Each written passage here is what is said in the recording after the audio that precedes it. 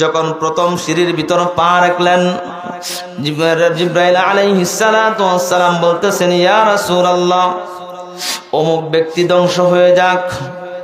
আল্লাহর পয়গম্বর সঙ্গে সঙ্গে বললেন আমিন।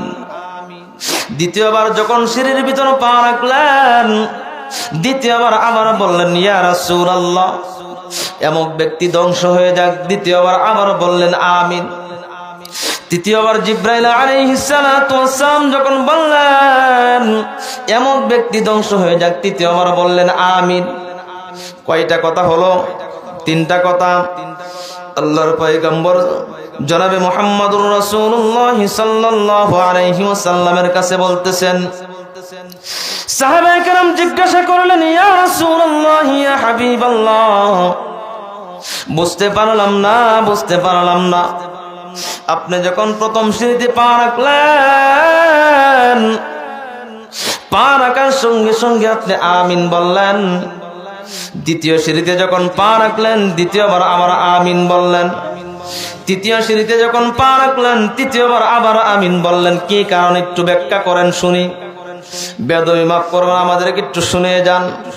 আল্লাহর পয়গম্বর জনাবে মুহাম্মদুর রাসূলুল্লাহ সাল্লাল্লাহু আলাইহি ওয়াসাল্লাম বলেন, ও আমার সাহাবায়ে কেরাম, আমি প্রথমবার যখন সিঁড়িতে পা রেখেছি, জিবরাইল আলাইহিস সালাতু ওয়াস সালাম বলেন 11 মাস পরে যখন 12 মাস যখন চলে আসে, রমজানুল মুবারক মাস যখন মুমিনের দ্বারে চলে আসে, রমজান পাওয়ার পর যদি আল্লাহর কাছ থেকে গুনাহ মাফ না নিতে পারে, আল্লাহর কাছ থেকে গুনাহ মাফ না নিতে পারে, এই ব্যক্তি ধ্বংস হয়ে যাক। নাউযুবিল্লাহ।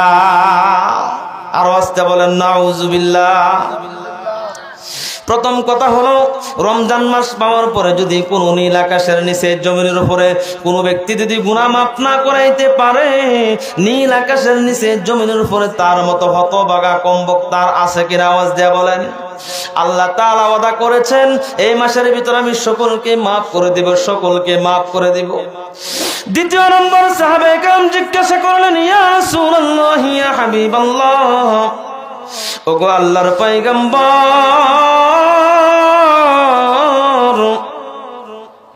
দ্বিতীয়বার যখন আমিন বললেন, বুঝতে পারলাম না কি কারণে আমিন বললেন। আল্লাহর পয়গম্বর বলতেছেন, যখন কেউ আমার নাম শুনবে, নাম শোনার সঙ্গে সঙ্গে যদি আমার উপর দুরূদ না পড়ে, যেমন আল্লাহর পয়গম্বরের নাম শোনার সঙ্গে সঙ্গে মুসলমানদের দায়িত্ব এবং কর্তব্য হয়ে যায় প্রত্যেকে আওয়াজ দিয়ে পড়া সাল্লাল্লাহু আলাইহি ওয়াসাল্লাম। ঠিক কিনা? বন্ধুগণ, তৃতীয় নম্বর হলো, সাহাবায়ে কেরাম যখন জিজ্ঞাসা করলেন, ইয়া রাসূলুল্লাহ, ইয়া হাবিবাল্লাহ, ওগো আল্লাহর নবী, তৃতীয়বার যখন আমিন বললেন, আমিন বলার কারণ কি আমি একটু জানতে চাই। আল্লাহর নবী জনাবে মুহাম্মদুর রাসূলুল্লাহ, সকলে আওয়াজ দিয়ে পড়ুন সাল্লাল্লাহু আলাইহি ওয়াসাল্লাম। আল্লাহর পয়গম্বর যখন বললেন, নীল আকাশের নিচে জমিনের উপরে আমার পূর্বে হযরত মাওলানা মুফতি ইখলাসউদ্দিন নয়নপুরী সাহেব পিতা মাতার হক নিয়ে আলোচনা করছেন। ঠিক কিনা বলেন? উনি কিন্তু পিতা মাতার হক নিয়ে আলোচনা করছেন। তৃতীয় নম্বর কথা হলো, আল্লাহর পয়গম্বর বলেন, নীল আকাশের নিচে জমিনের উপরে বিদ্যা মা বাবা পাওয়ার পর যদি তাদেরকে খুশি করতে পারে নাই, তারা সন্তানের প্রতি যদি পিতা মাতা অসন্তুষ্ট হয়ে যায়, নীল আকাশের নিচে জমিনের উপরে তার মতো হতভাগা কম বক্তার কেউ নাই। এই জন্য আমার বন্ধুগণ, তিনটা বিষয় নিয়ে আলোচনা করলে অনেক সময়ের দরকার।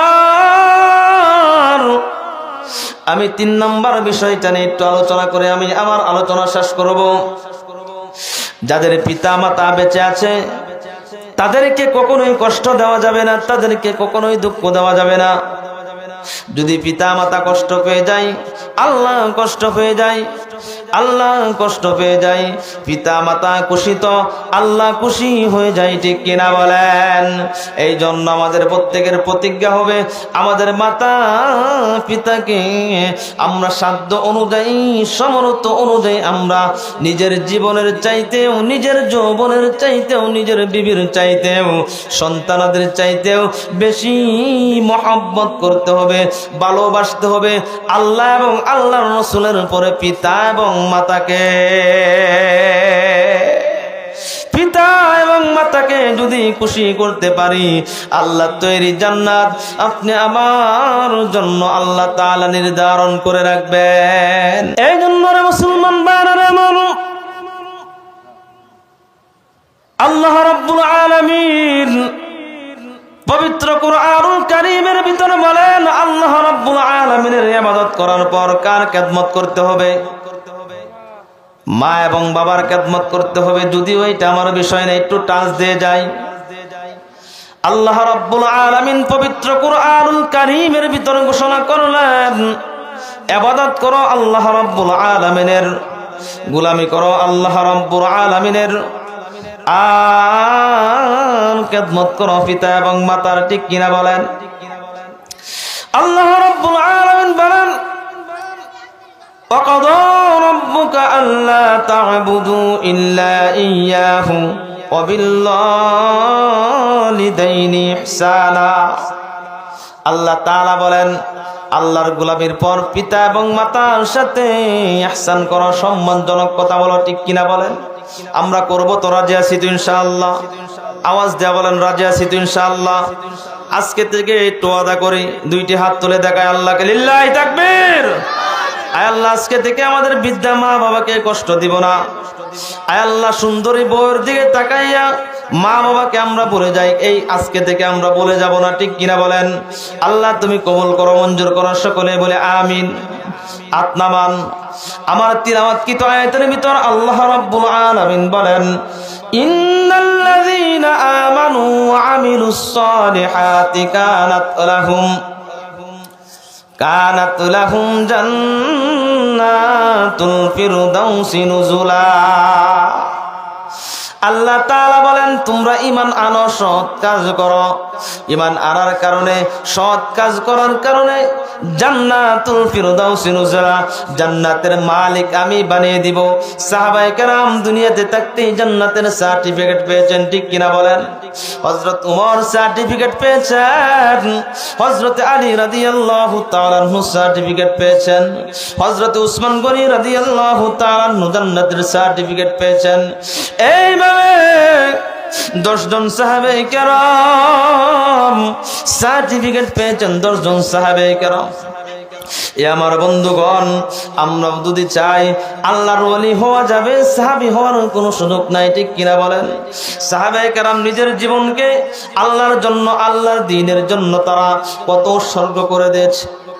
আরেকটা দৃষ্টান্ত স্বরূপ আমরা প্রত্যেকেই জানি, দেখতে মানুষটা কালো, কিন্তু আল্লাহর কাছে অনেক দাবি হয়ে গেছে। হযরত বেলাল হাফসী রাদিয়াল্লাহু তাআলা আনহু দেখতে সুন্দর কোন ব্যক্তি ছিলেন না, টুটটি ছিল মোটা মোটা, চেহারা ছিল কালো, আর যখন হাসি দিতেন মুখের দাঁতগুলি দেখা যাইত সাদা, আর সব কিছুই কালো। আল্লাহর পয়গম্বর জনাবে মুহাম্মদুর রাসূলুল্লাহ সাল্লাল্লাহু আলাইহি ওয়াসাল্লামের মসজিদের মুয়াজ্জিন ছিলেন, ঠিক কিনা বলেন? কিন্তু আসাদুর জায়গায় সাধু বলতেন, উচ্চারণ সঠিকভাবে করতে পারতেন না।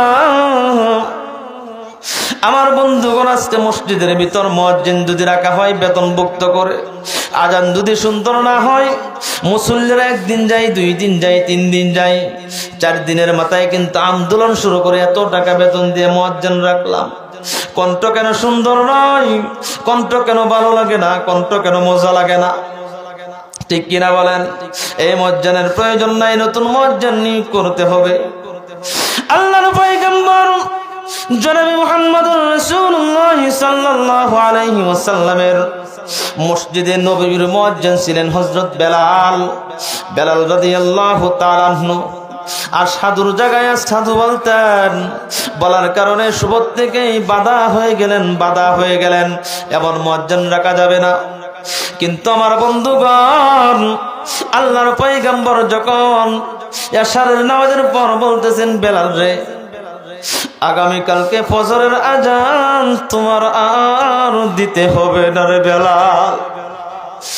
বেলাল রাদিয়াল্লাহু তাআলা আনহুকে যখন এই কথা বললেন, বেলাল রাদিয়াল্লাহু তাআলা আনহু হতভম্ব হয়ে গেলেন, মসজিদের কিনারে বসে গেলেন সেজদারত অবস্থায়। আল্লাহর কাছে সেজদায় পড়ে বলেন, গো আল্লাহ, আমি বেলালকে তুমি কালো বানিয়েছ, আমার কোনো হাত নাই গো আল্লাহ। আমি বেলালকে তুতলা বানিয়েছ, আমার কোনো হাত নাই। আমি বেলালের জিহ্বাটাকে তুমি কাঠু বানিয়ে দিয়েছ, আমার কোনো হাত নাই। আয় আল্লাহ, তুমি তো সবকিছু করো গো মাবুদ। আল্লাহর পয়গম্বরের মসজিদের মুয়াজ্জিন দীর্ঘদিন যাবৎ ছিলাম, আজকে থেকে আমাকে বিদায় করে দিয়েছে, আজকে থেকে আমাকে বলে দিয়েছে ফজরের আজান আর দিতে হবে না। এ বন্ধুগণ, হযরত বেলাল রাদিয়াল্লাহু তাআলা আনহুকে যখন এই কথা বললেন, মসজিদের কিনারায় বসে চোখের পানি চারে আর কান্দে। আমার বন্ধুগণ, রাত্র আস্তে আস্তে করে গনিয়ে যাচ্ছে। হযরত বেলালের মাথা নিচ থেকে আর উঠে না রে আমার বন্ধু। আল্লাহর দরবারে সবকিছু বলার পর রাত্র শেষ হয়ে যাচ্ছে। আজানও হয়েছে, সুন্দর লেহানের আজান, ভালো কণ্ঠের আজান, এত সুন্দর মধুর কণ্ঠতে আজান দিয়েছে। কিন্তু দেখা যায় রে আমার বন্ধু, আসমানের ফেরেশতারা আসমান থেকে এসে বলতেছেন, আমরা তো আজকে আমাদের আজানের ধ্বনি তো আসমানে পৌঁছে নাই। সঙ্গে সঙ্গে আল্লাহর পয়গম্বরের সাহাবী হযরত জিবরাইল আলাইহিস সালাতু ওয়াস সালাম বলতেছেন, ইয়া রাসূলুল্লাহ, ইয়া হাবিবাল্লাহ, আপনার বেলাল কোথায়? আপনার বেলাল যদি আজান না দেয়, এই রাত্র কিন্তু আর দিন হবে না। সুবহানাল্লাহ। এই জন্য রে আমার বন্ধুগণ, বেলালের দাম আল্লাহ রাব্বুল আলামিনের কাছে ছিল, ঠিক কিনা বলেন? বেলালের দাম আল্লাহর কাছে ছিল নাকি? এই জন্য রে আমার বন্ধুগণ, বেলাল আল্লাহর পয়গম্বর যখন ইন্তিকাল করেছেন, দুনিয়ার জমিন থেকে চলে গেছেন, ওয়াফাত হয়ে গেছেন, বেলাল আর এই মদিনায় থাকে নাই, দামেস্কের দিকে চলে যায়। আল্লাহর পয়গম্বর একদিন স্বপ্নে যুগে বলতেছে, বেলাল রে, এইটা তোমার কি আমার সাথে বেঞ্চাবি? এই জন্য আমার বন্ধুগণ, ঈমান দামি একটি সম্পদ, ঠিক কিনা বলেন? আমি তো গত 31 তারিখে আপনাদের কাছে বয়ান করে গেছি, আমাকে চিনছেন সবাই। 31শে জানুয়ারিতে এই মাঠে আমি আলোচনা করে গিয়েছিলাম। এই মাঠে 2টা হলো বয়ান, ওই পাশে একটা করে গিয়েছিলাম, 3টা এবারের বছর। যাই কিছু বলেছি, আল্লাহ তাআলা আমাদের সকলকেই সর্বপ্রথম আমাকে বুঝা এবং আমল করার তৌফিক দিক, তারপরে আপনাদেরকে বুঝা এবং আমল করার তৌফিক দিক। সকলেই বলে আমিন।